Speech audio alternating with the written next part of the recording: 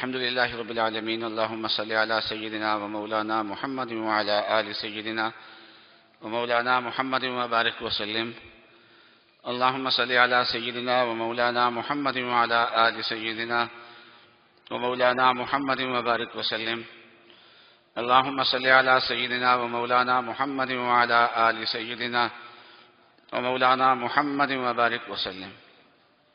انسانی زندگی کا وقت دو حصے ہیں۔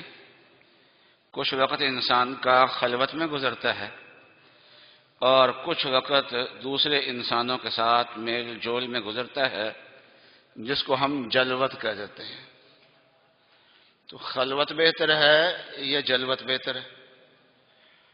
تو دونوں میں فوائد ہیں۔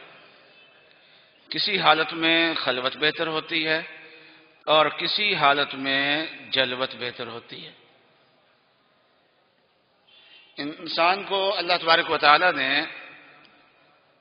ایسا قلب عطا فرمایا ہے جو اللہ کی محبت کا حامل ہے۔ یہ کائنات میں اللہ تعالیٰ نے انسان کو یہ دل عطا فرمایا ہے۔ اس کا تقاضا یہ ہے کہ انسان کا کچھ وقت اللہ کے ساتھ راز و نیاز میں اور خلوت میں گزرے اور اللہ تعالیٰ کے ساتھ مناجات میں گزرے اور اللہ کے دیدار میں گزرے۔ اس کا جیسے سونا ہماری ضرورت ہے، کتنے بھی مصروف ہوں لیکن وقت نکال کے آرام کرنا ہی پڑتا ہے، تو اسی طریقے سے اللہ کے ساتھ خلوت یہ بھی ایک ضرورت ہے انسان کی۔ اس کی بنیاد ایمان ہے، اس کے بغیر نہیں ہو سکتا۔ ہندو جوگی بھی کوشش کرتے ہیں، خلوتیں اختیار کرتے ہیں، چلے کاٹتے ہیں، محنتیں کرتے ہیں، ریاضتیں کرتے ہیں، لیکن خاک فائدہ نہیں ہے، اس لیے کہ بنیاد جو ہے وہ ایمان ہے، وہ ہے ہی نہیں۔ تو پہلی چیز تو ایمان ہے۔ پھر اللہ تعالیٰ نے 5 نمازیں فرض کی اور پھر قریب قریب کے اوقات میں فرض کی۔ 5 نمازیں اکٹھی نہیں کی بلکہ دن رات میں اس کو مختلف اوقات پہ تقسیم کر دیا ہے کہ بندہ اپنے رب کو بھولے نہیں۔ جب انسان نماز پڑھتا ہے تو رسول اللہ صلی اللہ علیہ وسلم نے فرمایا فَإِنَّهُ يُنَاجِي رَبَّهُ، کہ وہ انسان اپنے رب سے مناجات کرتا ہے، اللہ تعالیٰ سے ملاقات کرتا ہے، اللہ تعالیٰ سے باتیں کرتا ہے۔ تو اللہ تعالیٰ اور پھر نماز اللہ تعالیٰ نے ایسی عطا فرمائی ہے، چاہے گھر کے کونے میں پڑھیں یا لاکھوں کے مجمع میں پڑھیں، نماز کی حیت اللہ تعالیٰ نے ایسی بنائی ہے کہ جب اللہ اکبر کہتا ہے تو فرمایا تحریمہ التکبیر، جب اللہ اکبر کہہ دیا تو سارے ما سوی اللہ جتنے تعلقات ہیں سارے حرام ہو گئے، سارے کے سارے منقطع ہو گئے، ایک اللہ کے ساتھ انسان جڑ جاتا ہے۔ جب تک سلام نہیں پھیرتا اس وقت تک انسان وہ اللہ تعالیٰ سے جڑا رہتا ہے۔ اس طریقے سے قرآن پاک کی تلاوت کرتے ہیں، یہ اللہ سے دیدار ہوتا ہے، یہ اللہ کا دیدار ہے۔ اس وقت اللہ تعالیٰ انسان سے بات کر رہے ہوتے ہیں۔ کہتے ہیں جب انسان تلاوت کرے تو یہ سوچے اللہ بول رہے ہیں، میں سن رہا ہوں۔ اس کی صلاحیت پیدا کرنے کے لیے پھر اللہ اللہ کسی بزرگ کے پاس بیٹھ کے ذکر کرتے ہیں، اللہ اللہ کرتے ہیں، تو یہ انسان کی زندگی کی ضرورت ہے، اس کے لیے یہ خلوت ہے۔ تو اللہ تعالیٰ نے ایک خلوت ہمارے ذمہ ویسے فرض کر دی ہے۔ اس خلوت کی شان کو مزید نکھارنے کے لیے اللہ اللہ کسی سے سیکھ لیں اور خلوت میں بیٹھ کے اللہ اللہ کریں، اللہ کا ذکر کریں، تاکہ نماز ہماری نماز بن جائے، تلاوت صحیح معنوں میں ہماری تلاوت بن جائے، اس کے اندر جان زیادہ پیدا ہو جائے، یہ قرب الہی کا ذریعہ زیادہ بن جائیں، یہ بھی اچھی بات ہے۔ اور نبی اکرم صلی اللہ علیہ وسلم نے ایک فتن کا زمانہ بتایا کہ وقت آنے کے ساتھ ساتھ ماحول میں فتنے آئیں گے، فتنے۔ تو رسول اللہ صلی اللہ علیہ وسلم نے ایک موقع پہ فتنوں کا تذکرہ فرمایا تو صحابہ نے عرض کیا یا رسول اللہ فما تأمرنا، اس میں آپ کیا حکم دیں گے ہمیں، ان فتنوں میں ہمیں کیا کرنا چاہیے؟ اور یہ جو زمانہ آگے گزر رہا ہے فتنے بڑھ رہے ہیں، ماحول خراب ہو رہا ہے۔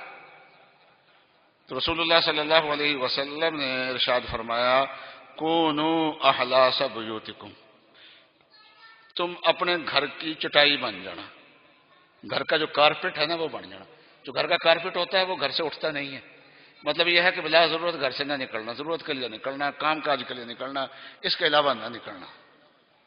اور اسی طریقے سے فتنوں کے زمانے میں آن رسول وسلم کا ایک ارشاد ہے، صحیح بخاری میں ہے، کتاب الجہاد میں ہے. حضرت صلی اللہ علیہ وسلم نے ارشاد فرمایا، یوشک ان یکون خیر مال المسلم غنم، کہ ایک زمانہ ایسا آئے گا کہ انسان کے پاس جو بہترین مال ہوگا وہ اس کی بکریاں ہوں گی. وہ ان بکریوں کو لے کے پہاڑوں میں نکل جائے گا، جہاں بارشیں ہوتی ہیں، جہاں سبزہ اگتا ہے وہاں چلا جائے گا. بکریاں سبزہ کھا لیں گی، یہ بکریوں کا دودھ پی لے گا، بکری کا گوشت کھا لے گا. اس طریقے سے یہ آبادی کے جو فتنے ہیں ان سے بچ جائے گا.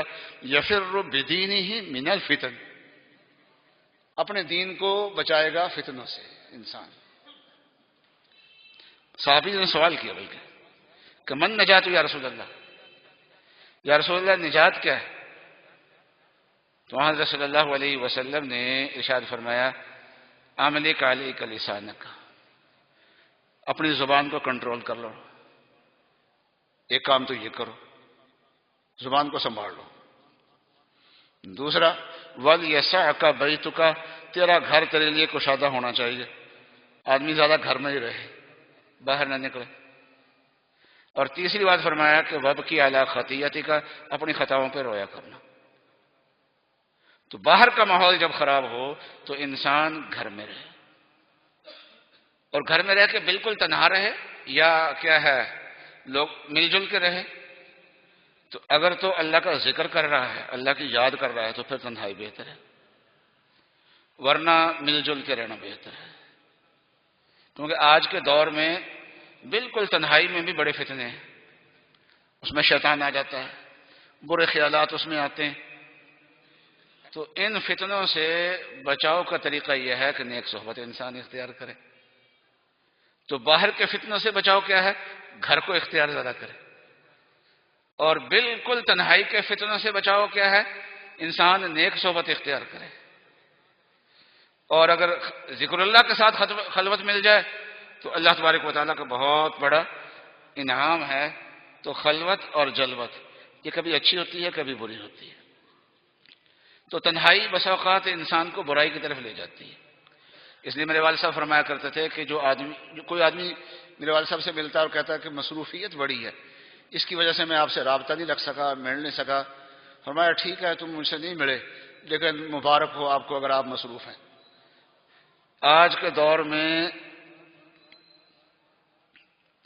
یہ معاشی مصروفیات بھی انسان کو مل جائیں، دنیاوی مصروفیات بھی انسان کو مل جائیں، تو بہت سی برائیوں سے وہ بچا رہتا ہے.